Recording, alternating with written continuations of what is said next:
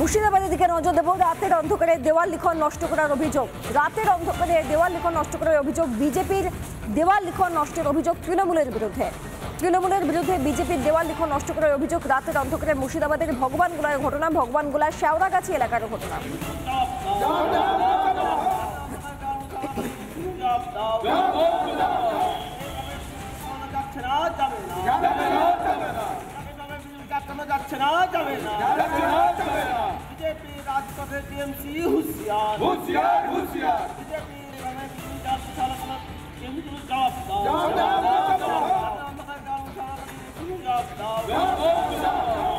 বিজেপির মন্ডল সভাপতি কি বলছেন তিনি শুনুন।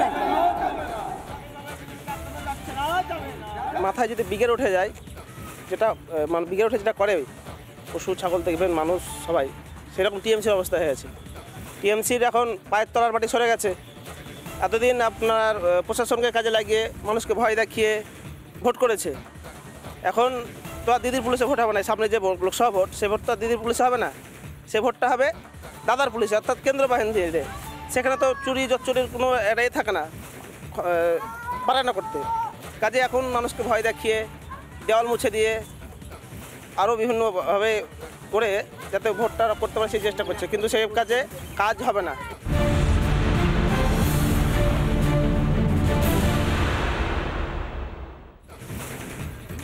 বসিরহাটে বিজেপি প্রার্থী সন্দেশখালীর প্রতিবাদী মুখ রেখা পাত্র। রেখার নাম ঘোষণা হতেই সন্দেশখালীতে উৎসবের আমেজ।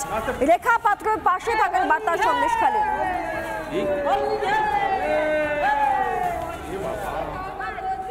সন্দেশখালীর স্থানীয়রা যথেষ্ট উচ্ছ্বসিত, আনন্দিত। রেখা পাত্রের পাশে থাকবেন তারা, এমনটাই বার্তা দিয়েছেন তারা। কি বলছেন তারা রেখা পাত্রকে নিয়ে শুনুন।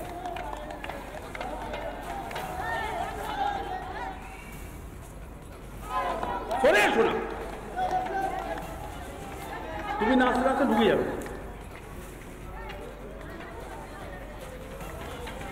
আমি দেখানোর চেষ্টা করছি যে এই মুহূর্তে কিন্তু সন্দেশখালীর যারা মহিলারা রয়েছেন তারা প্রত্যেকে আনন্দে রয়েছেন। তারা বলছেন যে যতই যা হোক এতদিন পর্যন্ত তারা লড়াইটা করেছেন এবং তাদের মধ্যে একজন আজকে প্রার্থী হয়েছেন। তারা প্রচন্ড খুশি। আমি তাদের একবার সেলিব্রেশনের ছবিটা দেখাবো, তারা কিভাবে হোলি খেলে আনন্দে মেতে উঠেছেন সেই ছবিটা দেখাবো। কেউ গান করছেন, কেউ নাচ করছেন। তারা প্রত্যেকে বলছেন যে একজন প্রতিবাদী তিনি প্রার্থী হয়েছেন এবং সে কারণে কিন্তু তারা রীতিমতো খুশি। উলুধ্বনি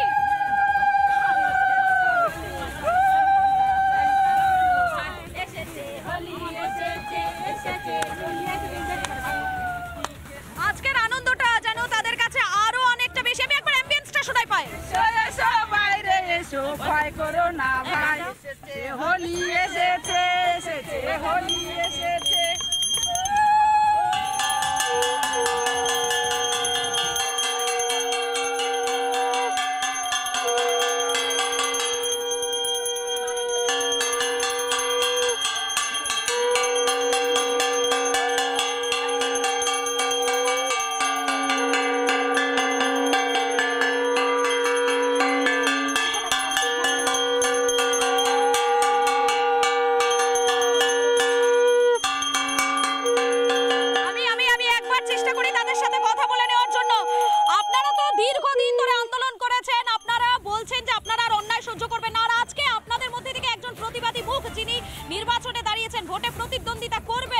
তিনি যদি যেতেন নিঃসন্দেহে আপনাদের জন্য আপনাদের হয়ে লড়াইটা আরো অনেকটা বেশি আরো অনেকটা এগিয়ে যাবে, তাই তো?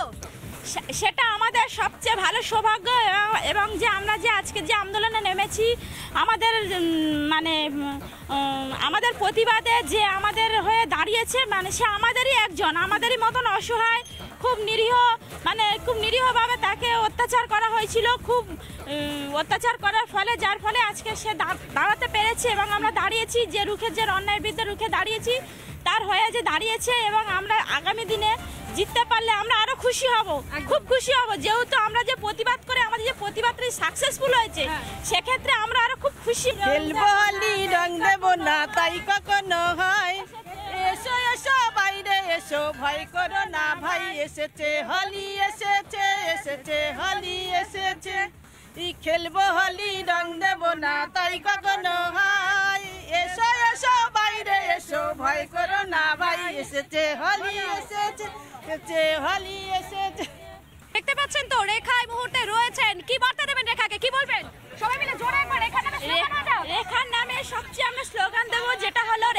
সামনে থাকো, তোমার পিছনে আমরা আছি। জয় শ্রীরাম, জয় শ্রীরাম। রেখা তুমি সামনে থাকো, পিছনে আমরা আছি। জয় শ্রীরাম। রেখা তুমি সামনে থাকো, জয় শ্রীরাম, জয় শ্রীরাম। আমরা তোমার সঙ্গে আগে ছিলাম, এখনো আছি, ভবিষ্যতেও থাকবো।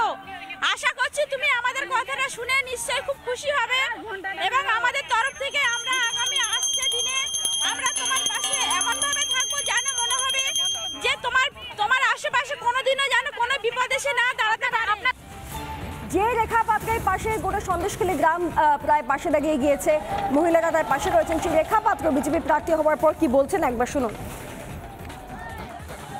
এই মুহূর্তে বসিরহাটে বিজেপি প্রার্থী রেখা পাত্র, সন্দেশখালীর আন্দোলনকারী এবং বিজেপির প্রার্থী রেখা পাত্র আমার সঙ্গে রয়েছেন।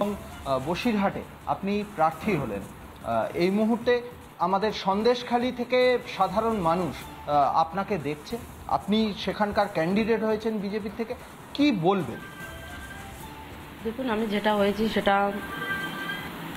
আমাদের মাননীয় মোদিদির জন্যই হয়েছি। উনি আমার মাথায় হাত রেখেছেন, আর ওনার পরে আছেন আমাদের শুভেন্দু অধিকারী দাদা। আমাদের বিপদের সময় আমাদের পাশে দাঁড়িয়েছে। আজকের আমাদের এই আন্দোলনে আমরা কাউকেই আমাদের সাথে পাইনি। আমাদের সাথে একমাত্র এই বিজেপির থেকেই ওনারা দুই ব্যক্তি আমাদের সাহায্যের জন্য হাত বাড়িয়ে দিয়েছিলেন। প্রত্যেকটা মা, বোন, ভাই সবার কাছে আমি একটাই কথা বলবো, যেমন করে আজকের আমাদের সন্দেশখালীতে অত্যাচার হয়েছে বলে নয়, প্রত্যেকটা জায়গায় একই অত্যাচার ওরা চালিয়ে গেছে। আমরা তার বিরুদ্ধে আমরা এই লড়াইয়ে লড়ছি এবং পথে লেবেছি। আমরা ওনাদের মুখ হয়ে আমি আজকে সামনে এসেছি, তাই আমি একটাই কথা বলবো, ওনাদের সাথে থাকবো। আমাদের পাশে কেউ দাঁড়ায়নি, এখন যেহেতু আমরা বিজেপি পার্টিকে পেয়েছি, ওনারা আমাদের মাথার উপরে পুরো আমাদের গার্জেন যেমন বলতে পারেন, আমি আমার একার বলবো না, আমার সমস্ত মা বোনেদের মাথার উপরে যেভাবে হাত রেখেছেন উনি, তো উনি এখন আমাদের বাবা মার পরের স্থানে উনিই আছেন। শুধুমাত্র রিপাবলিক বাংলা এক্সক্লুসিভলি আপনি রয়েছেন এবং এই মুহূর্তে সন্দেশখালীর গোটা সন্দেশখালীর মানুষ, আপনাদের আন্দোলনের সহকর্মীরা, গোটা সন্দেশখালী আপনাকে দেখছে, কি বলবে? ওনারা দেখবে অবশ্যই, কেননা ওনারাই আজকের আমাকে, ওনাদের মুখ হয়ে আমি দাঁড়িয়েছি আর ওনারাই আমাকে এখানে নিয়ে এসেছেন, ওনাদের সহযোগিতায় আমি আসতে পেরেছি। ওনারা তো আমার সাথে আছেন বলেই আমি আজকের এই অবধি আসতে পেরেছি। আর পরিবর্তকালে ওনাদের আশীর্বাদে আমি আরও এগিয়ে যেতে পারবো, এটা আমার পুরো আস্থা আছে। রাজনীতি সেই অর্থে তো আপনারা এখনো পর্যন্ত সেই অর্থে করেননি, রাজনীতির ময়দানে এই প্রথম প্রচারটা। এই সন্দেশখালীর মহিলাদের যে আন্দোলন, সন্দেশখালীর মহিলাদের যে দুর্দশা, অত্যাচার, সেইগুলো ছাড়া আর কোন কোন ইস্যুগুলো নিয়ে প্রচার করবেন? সন্দেশখালীর ডেভেলপমেন্টের কোন কোন ইস্যুগুলো রাখবেন?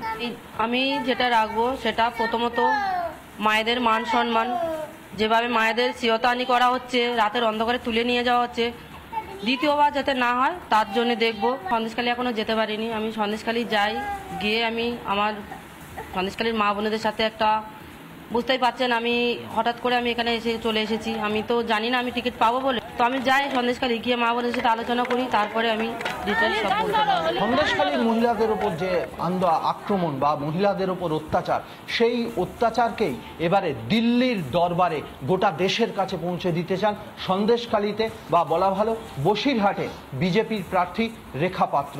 ভিডিও জার্নালিস্ট রজনীকান্ত বেরার সঙ্গে সৈকত, রিপাবলিক বাংলা।